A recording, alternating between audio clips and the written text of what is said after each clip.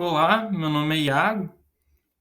Hoje eu vim apresentar meu trabalho sobre o movimento misterioso do duplo cone para a disciplina de Física B, da professora Karen. Então, inicialmente eu comecei construindo o sistema, utilizei 3 peças de madeira para fazer a rampa, e a base, em que a base variou de inclinação, vou falar um pouco mais depois.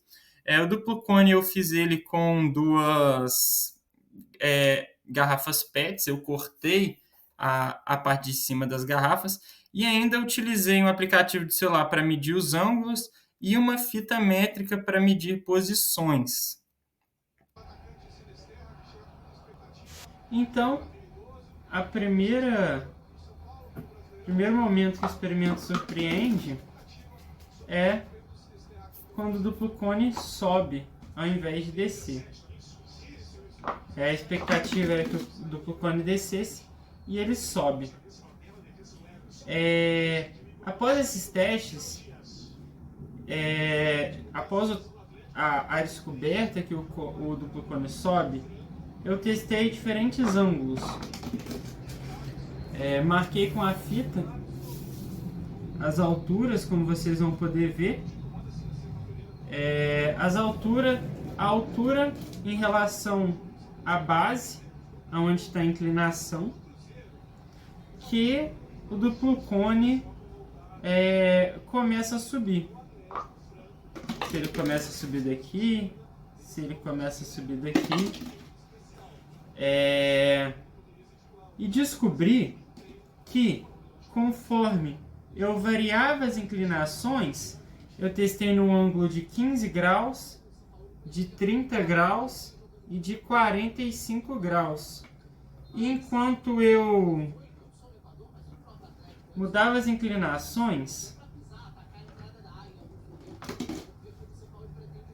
a distância até a base que o duplo cone começava a subir se alterava também.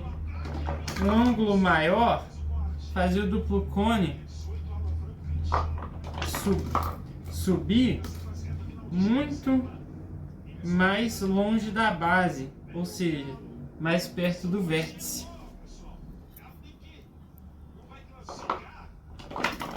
Essa descoberta foi surpreendente, porque ela também levou à descoberta de que, mais próximo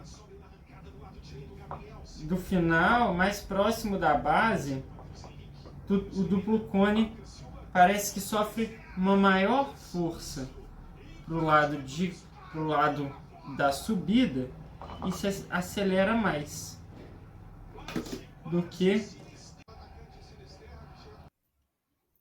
Então, a pergunta inicial se faz, né? Por que o duplo cone sobe ao invés de descer?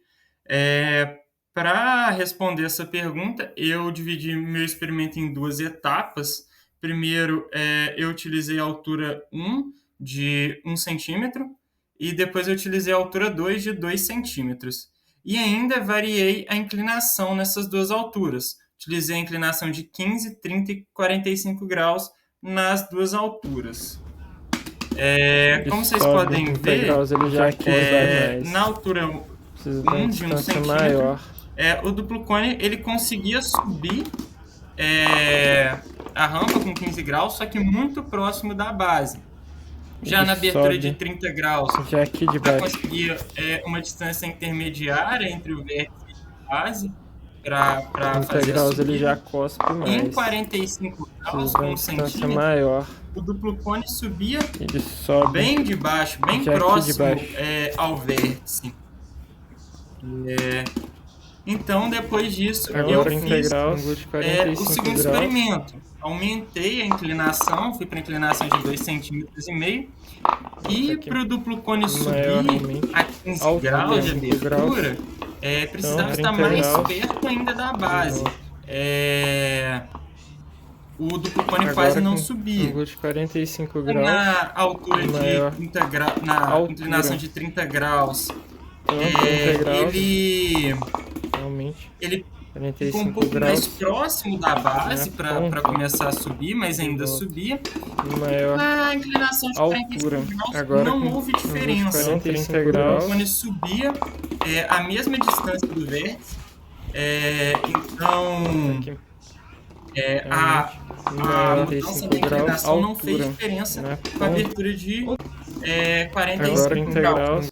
Outro teste que eu fiz foi em relação às alturas, ou seja, a altura da base, a inclinação que o duplo cone está submetido. Esse teste não foi tão surpreendente, ele acabou estando dentro das minhas expectativas.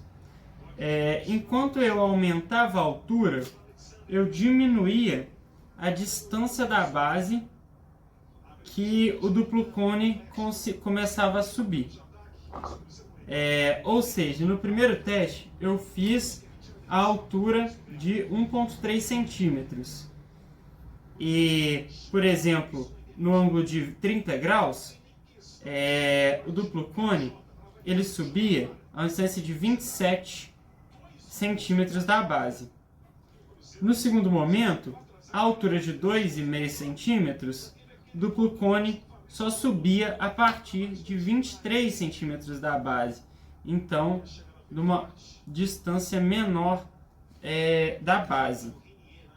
Mas esse teste da altura, ele surpreendeu bastante também. Por quê? O duplo cone ele subia a elevadas alturas, elevadas inclinações, principalmente quando se aumentava o ângulo de abertura. No ângulo de 45 graus, por exemplo, eu consegui fazer o duplo cone subir com 9 centímetros de altura da base, de inclinação inicial, né? E o duplo cone continuava a subir. Outro teste que eu fiz. Então, depois disso eu passei por uma tabela, os valores, né? E queria chamar a atenção sobre as diferenças de distância do vértice que o duplo cone subia no ângulo de 30 graus. Então, numa inclinação maior, ele subia mais longe do vértice, mais próximo da base.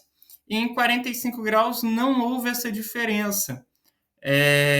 Na inclinação, na abertura de 45 graus, as inclinações sempre se mantiveram com o máximo da posição de início da subida do duplo cone. E isso vai ser explicado na condição geométrica. Porque o que acontece? Nós temos o valor de NI, que é igual a tangente de alfa vezes a tangente de beta. A tangente de alfa é o ângulo do cone, é o ponto de contato entre rampa e cone, é o ângulo que faz esse ponto de contato. Então, esse ângulo vai ser constante. O que a gente vai conseguir variar é o beta, que é a metade do ângulo de abertura dos trilhos. Para satisfazer o movimento de subida,